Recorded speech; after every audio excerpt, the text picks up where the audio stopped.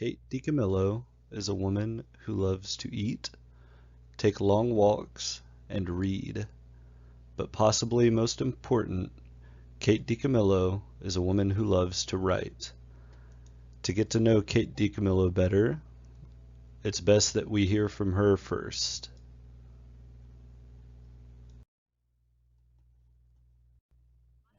My name is Kate DiCamillo, and I've written uh, four novels, and I'll have a total of six kind of easy readers soon enough. The novels are Because of Winn-Dixie, Tiger Rising, Tale of Despero, and The Miraculous Journey of Edward Tulane. And Kate DiCamillo, born Katrina Elizabeth DiCamillo, entered the world on March 25th, 1964 in Philadelphia, Pennsylvania. As a child, Kate suffered a case of chronic pneumonia. This prompted her family to move south to Claremont, Florida. This is the place in which Kate was raised. Kate's father, an orthodontist in Philadelphia, did not follow the family as intended and instead chose to abandon them. Kate credits her time spent alone while sick in Florida with her becoming a writer.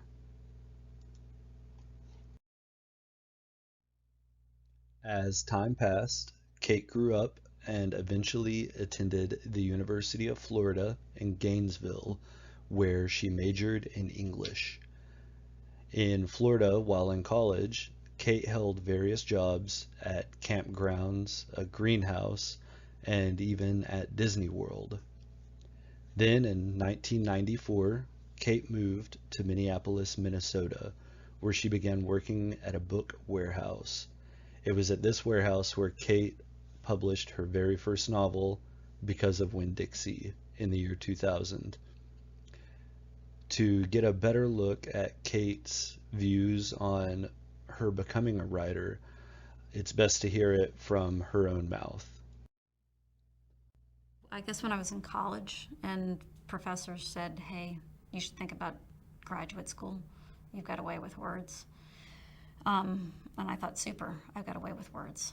I'm going to be a writer. I'll be rich and famous. And so then I bought a lot of black turtlenecks and started looking sophisticated and world weary. And I spent the next 10 years that way until I realized that I wasn't going to be a writer unless I wrote something. So I didn't actually start until I was almost 30. But I decided that I wanted to do it in my 20s. Sad story. Wasted youth. As a writer, Kate DiCamillo has achieved many great things. Some of the awards she has won for her works include the John Newbery Medal for Because of Winn-Dixie, The Tale of Despero, and Flora and Ulysses. She has also been awarded the Theodore Seuss Geisel Award for Mercy Watson Goes for a Ride and the Bink and Golly series.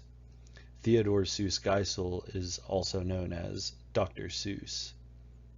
Kate DiCamillo has also had 8 notable children's books and recordings.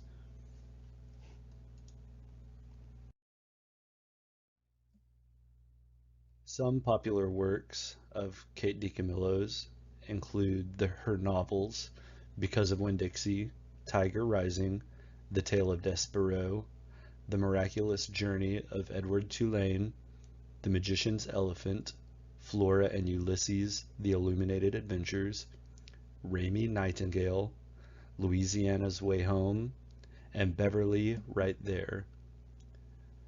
DiCamillo has also written a few chapter series, including Bink and Golly, Mercy Watson, and Tales from Deckawoo Drive. DiCamillo has also written several picture books, including Great Joy, Louise, The Adventures of a Chicken, and A Piglet Named Mercy. DiCamillo has also written a few short stories, including An Ordinary Boy, Super Tulip, Visit, and The Third Floor Bedroom from The Mysteries of Harris Burdick, if anyone is familiar with that.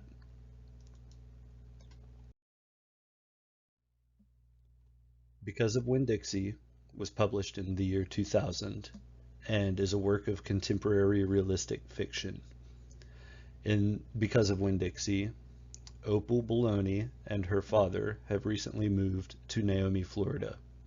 At a local grocery store, the Winn-Dixie, Opal saves a stray dog from being impounded by giving it the name Winn-Dixie. Because she has not made friends yet, Opal talks to Winn-Dixie about her life. Opal explains that her mother left and that she is lonely. As time goes on, Opal and Winn-Dixie make several unconventional friends, including Miss Franny, the town librarian, Gloria Dump, an old supposed witch, and Otis, an old convicted pet store owner. These new friends teach Opal many lessons about life and all of its ups and downs. Eventually, in order to right a wrong, Opal plans a party with Gloria Dump.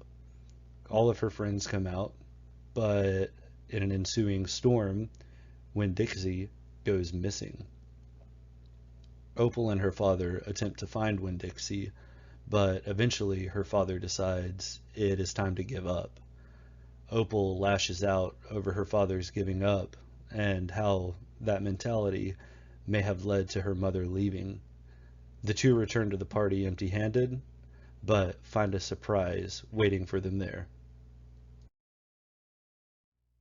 The very next year, in 2001, DiCamillo published The Tiger Rising, a work of contemporary realistic fiction. In The Tiger Rising, a young boy, Rob, and his father, Robert, moved to Lister, Florida, following the death of Rob's mother, Caroline. In Lister, Rob and his father live in the Kentucky Star Motel, where Rob's father works. Rob has difficulties with his grief over the loss of his mother and suppresses it, caging it deep within himself. On the way to school one day, Rob finds a tiger in a cage deep in the woods and uses it as a distraction from his grief, one that he keeps a secret. Although Rob is bullied, he finds friendship in a new girl, Sistine Bailey, or Sissy. While Rob is emotionally closed, Sistine is an open book of emotion. Although the two differ in this way, they bond over their dislike of the town and their love of art. When Rob tells Sistine about the tiger, Sistine demands that it be set free. Time passes, and the owner of the Kentucky Star Motel allows Rob to feed the tiger and even gives him the key to the cage. When Sistine and Rob agree to let the tiger go, it runs away and is shot by Rob's father. Rob, furious with this, lets his emotions out all at once. He and his father end up having a heart-to-heart and decide to bury the tiger. Rob, Sistine, and Robert hold a small funeral for the tiger where Sistine recites the poem The Tiger by William Blake. Rob and his father improve their relationship by expressing their grief, and things begin to look up finally for Rob and Sistine. In 2003, DiCamillo published her third work, The Tale of Despero, being the story of a mouse, a princess, some soup, and a spool of thread.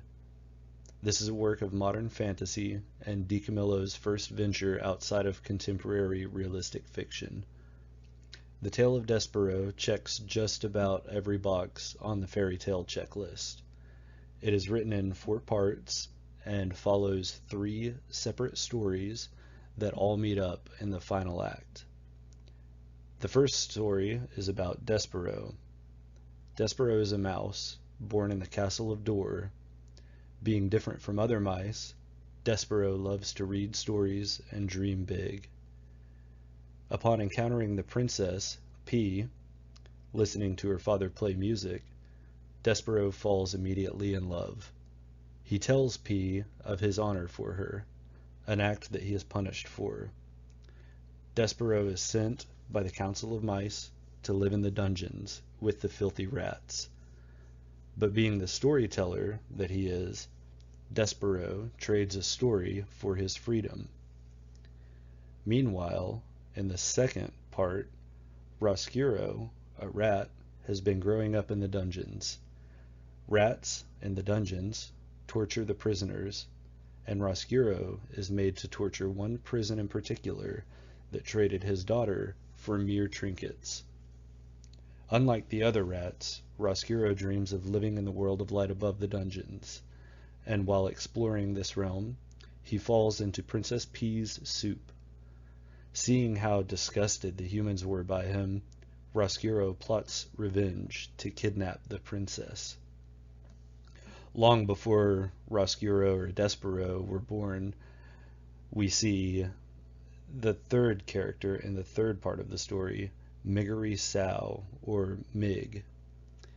Mig is traded by her father to a man called Uncle for mere trinkets.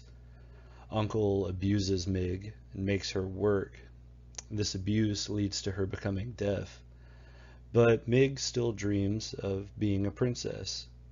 Soon, the king's men come to take Mig to be a servant in the castle, where she must take food to the dungeon guard. Here, Roscuro takes advantage of Mig's simplicity and enlists her in helping with the kidnapping of Princess P. After an epic showdown between Roscuro and Despero, the story concludes with a fairy tale ending for Despero, P, Mig, and even Roscuro the rat.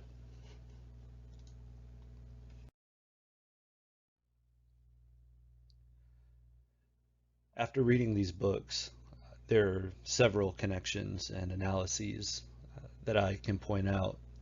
Um, Kate DiCamillo, in her first two books, uses Florida, the place where she was raised, as the setting. A common theme in DiCamillo's works are death and dealing with loss. This seems to relate to her father leaving her family as a child. Most of the protagonists in DiCamillo's works have common trends of dreaming big, loving art or stories, and uniting with animals. Because of Winn-Dixie is one of DiCamillo's only books told through first person. And this is most likely because, according to DiCamillo, while writing it, she missed her home while living in Minneapolis.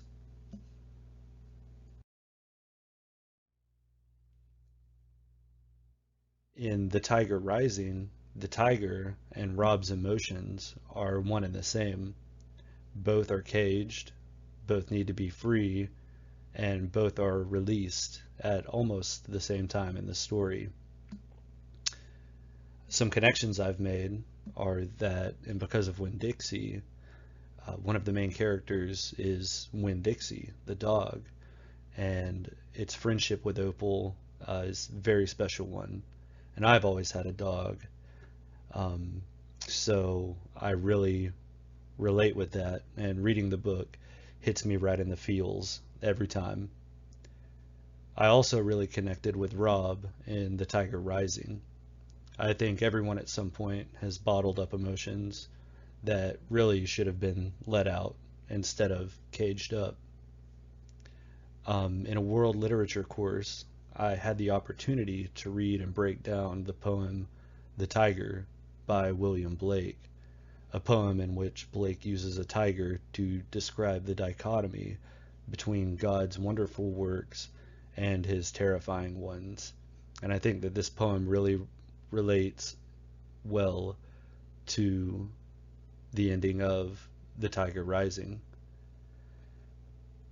The three main characters in the Tale of Despero are all big dreamers, and to me this harkens back to DiCamillo wanting to be a writer for so long before she actually became one. I also connect with this personally because I think it's important to have big goals.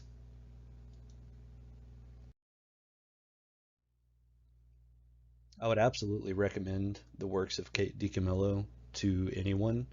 While most of her books may be seen as children's books, the themes are timeless and remind us of important things in our life or even teach us a hard lesson. Among the books, because of Winn-Dixie, The Tiger Rising, and The Tale of Despero, there is something for everyone to find and make a connection with on some personal level.